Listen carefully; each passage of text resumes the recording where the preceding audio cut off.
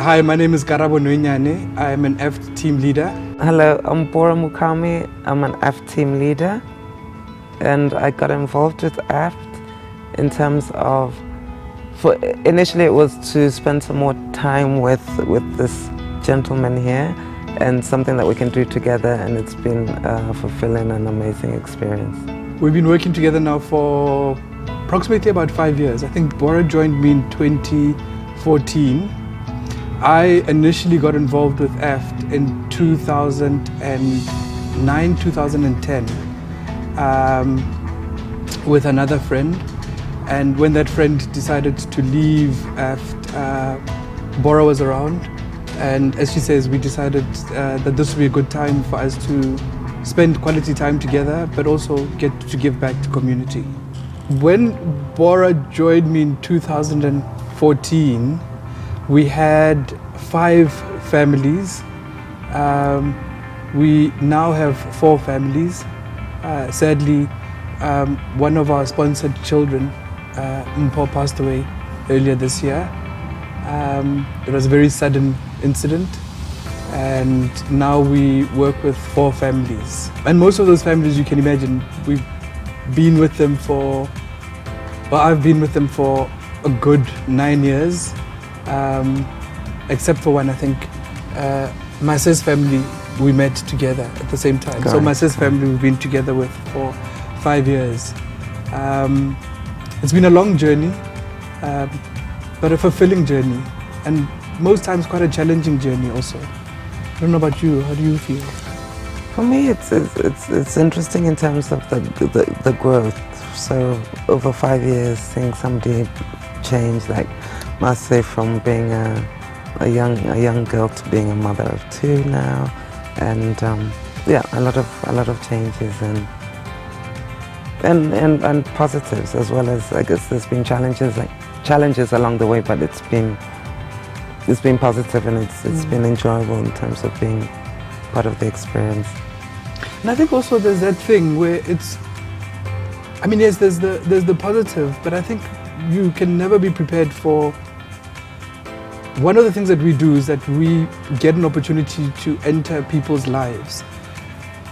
Once a month, we're not there on a full-time basis, which means that we experience incidents or moments in their lives. And the impact that we can have in their lives is so limited, but at the same time, impactful. Yeah. At the same time, impactful. I think, like your point about Mase's family, so when we discovered that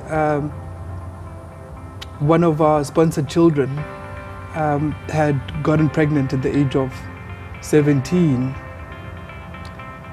it was really disappointing, because you could almost feel the impact that this is going to have on her future.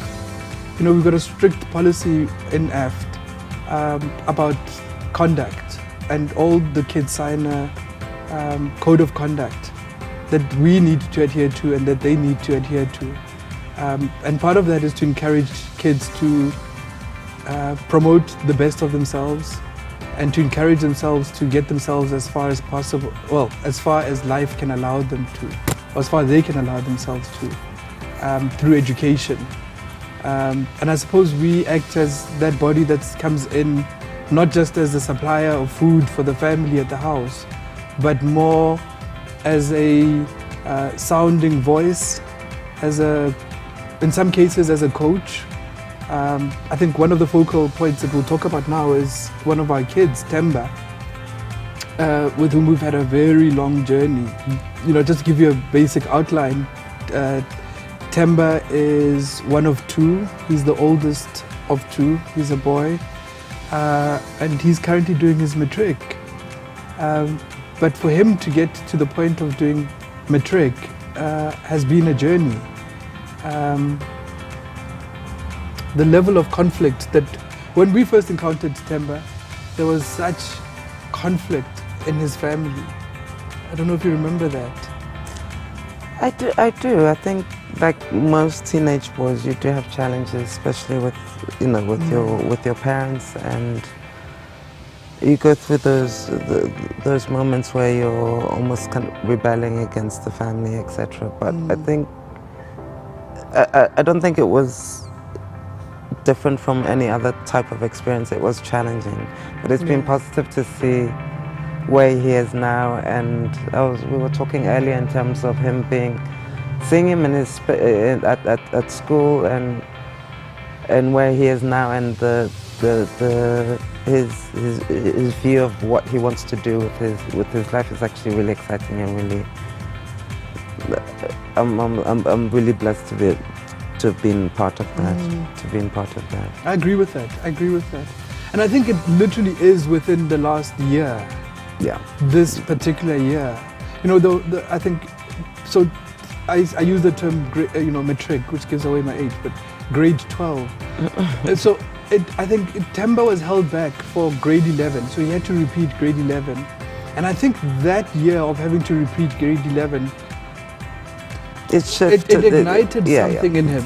There was a sudden shift that made him realize, and I think it was a fear, but at the same time a will to sort of do something with his life. Because I think for the years we were very concerned about where he and his mother and their relationship was moving. But like Boris said, when we saw him at school, he's so driven, he's so energized, he's so keen, and I remember when they were living in a shack, and the mom managed to get an RDP house, so she's moved there, but because of challenges with electricity, Temba still stays in the old shack. It's quite a community-based shack because there are about 3 shacks in one. It's almost like a little compound. Yeah, where he's very close with everybody else in that space. Every time we went to visit on a Saturday morning, they'd be talking about, no, Temba's gone off to school, Temba's gone off to do extra lessons. And about 3 months ago, we decided to actually say, okay, Temba's always never at home, so we are actually going to go past and see him at school. And that was quite an amazing visit, like when his excitement, one, at seeing us. Exactly.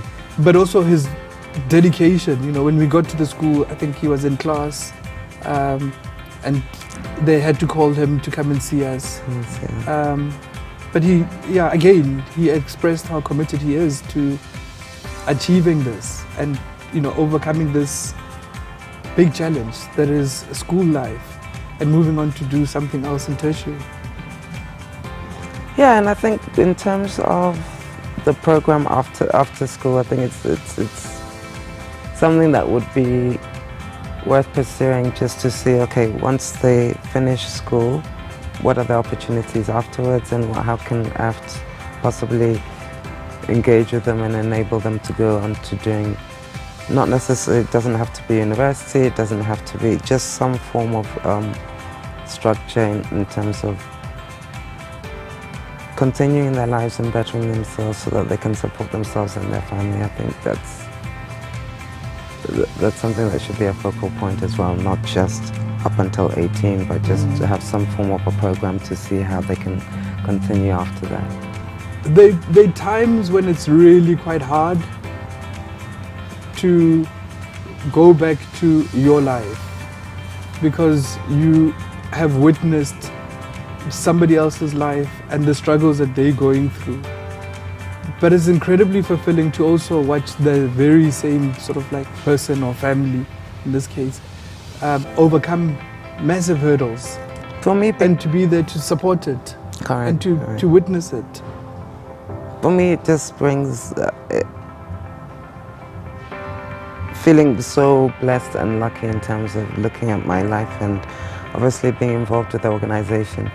And it's fulfilling, but it's also just a reminder of people's different lives and where we are.